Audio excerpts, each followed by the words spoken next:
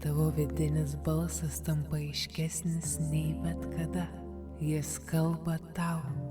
Gyvenimas yra stebuklingas. Jis kupinas galimybių, kurių dar net nespėjau pamatyti. Aš negaliu nepastebėti, kaip kiekviena diena man atneša vis daugiau meilės, vis daugiau džiaugsmo ir vis daugiau laisvės. Aš priimu viską, ką gyvenimas man siunčia.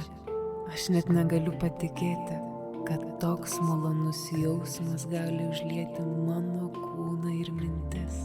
Kuomet pastebiu tas mažiausias detalės, aš nepaliaujamai tobulėju, sutinku tiek žmonių.